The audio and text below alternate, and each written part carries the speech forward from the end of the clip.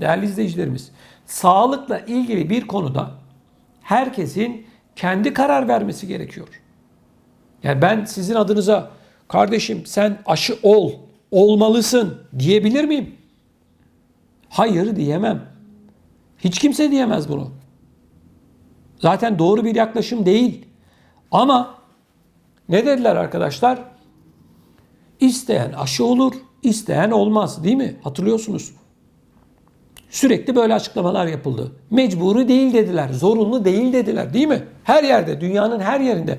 Sadece Almanya, Fransa, Hollanda, İsveç, İsviçre, Belçika, İngiltere değil, Türkiye değil, dünyanın her yerinde.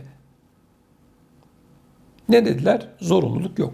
Peki, madem zorunluluk yoktu, aşı olmayan insanların hayatlarını neden kısıtlıyorsunuz?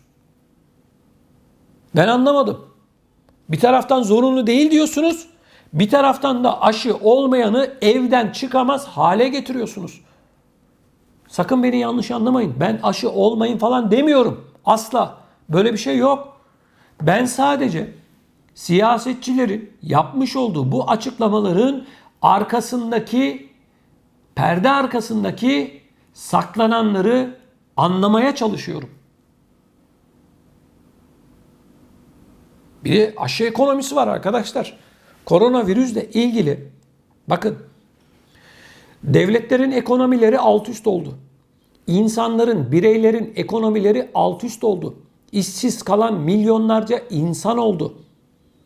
Evlerdeki tüketimler arttı. Markette, çarşıda, pazardaki fiyatlar aldı başını gidiyor. Hala öyle.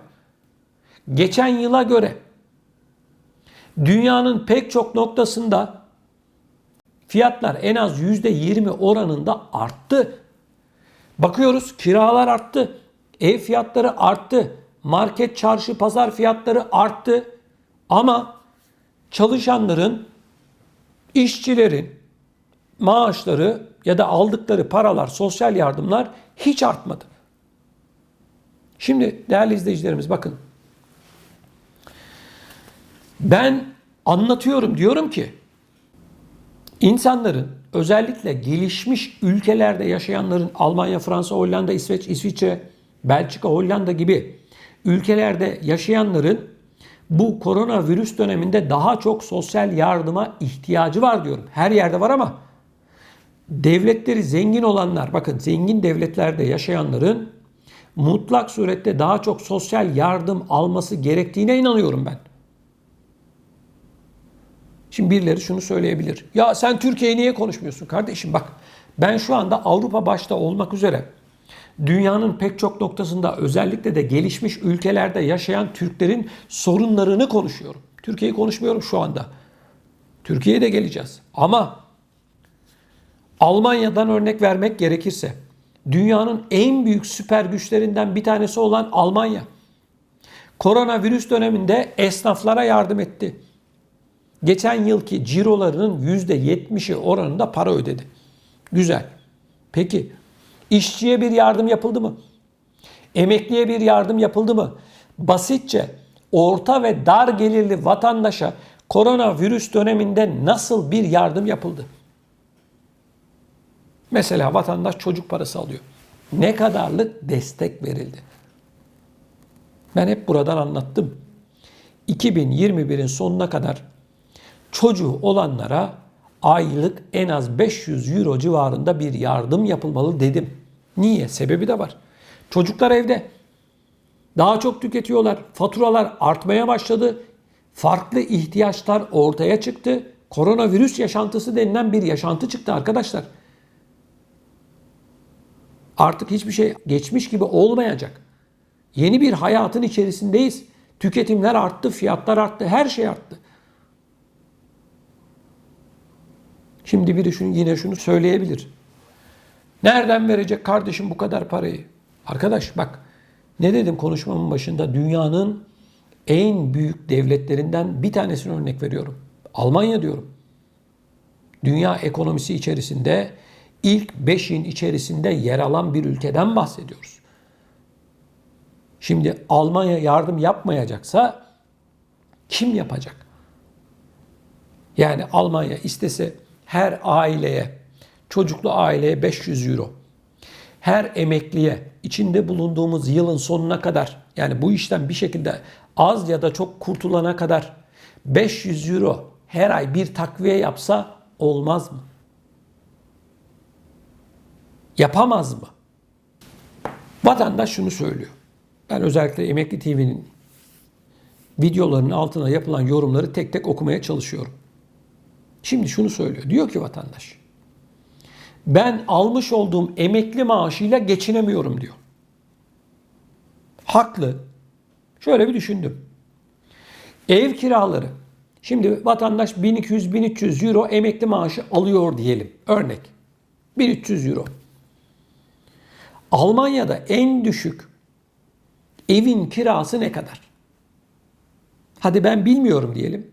Siz biliyorsanız lütfen bu videonun altına yazın. En düşük ev kirası Almanya'da ne kadar? Ortalama.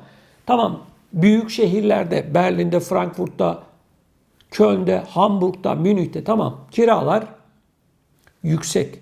Onların yüksek fiyatlarını değil, hepsinin 200 euro aşağısını yazın bakalım. Ortalamayı bulalım. Bir emekliye 1300 euro, 1200 euro maaş vereceğiz. Ardından da kiralar bu noktaya gelecek. Hadi en düşük kira 700 euro diyelim arkadaşlar. Ortalamayı söylüyorum. Hadi 600 euro olsun. 1200 euro alıyor emekli, cebinde kaldı 600 euro. Eğer sosyal yardım almıyorsa bu emekli hangi faturayı ödeyecek? Hangi parayla markete, çarşıya, pazara gidecek? Ucuz market olarak bilinen Lidl'dı, Aldi'ydi. Bunlar bile son bir yıl içerisinde özellikle gıda ürünlerinde %20 oranında zam yaptı. Anlatıyoruz, bakın diyoruz ki gizli bir zam yapıldı. Gizliden kastım şu, zam yok deniliyor. Fiyatlar, vatandaş markete gidiyor, raflara bakıyor, fiyatlar uçmuş. Şimdi emekli, işçi, dar gelirli olan vatandaş almış olduğu parayla, maaşla ne alıyor? Ev kirasını ödüyor, faturalarını ödüyor. Bir de markete, çarşıya, pazara giderek özellikle gıda harcaması yapıyor. Diyoruz ki gıda harcaması yapan insanlar geçen yıla göre en az %20 kayıp içerisinde. Çünkü fiyatlar arttı. Onun için diyoruz ki Almanya çocuğu olanlara, emeklilere, dar gelirlere içinde bulunduğumuz yılın sonuna kadar artı 500'er euro daha para ödemek zorunda. Biz bunun için söylüyoruz. Yani havadan gel vatandaşa para dağıtalım demiyoruz ki. Hesap ortada. Şimdi yine bazıları bana kızıyor. Diyor ki kardeşim bedavaya hayat yaşatmalarını istiyorsun. Çalışmadan, bedavadan işte insanlara para mı dağıtsınlar? Arkadaşlar, kimin parasını kime vermiyorsun sen? Devletleri var edenler vatandaşlardır, millettir. Bu devletin kasasındaki paranın sahibi o ülke için çalışanlar. Üretiyor, katma değer oluşturuyor. Sanayide çalışıyor, orada çalışıyor, burada çalışıyor. Ülkenin kalkınması için vergi veriyor.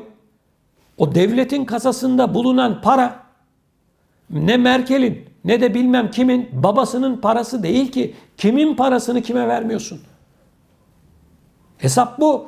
Mantık bu. Ben bunu söylüyorum. Yoksa şunu söylemiyorum. Herkese 10'ar bin euro dağıtılsın, işte ekonomi batsın falan. Böyle bir şey söylemiyorum ben. 500'er euro yaklaşık 83-84 milyon nüfusu bulunan Almanya'da aile başına verilebilecek bir para.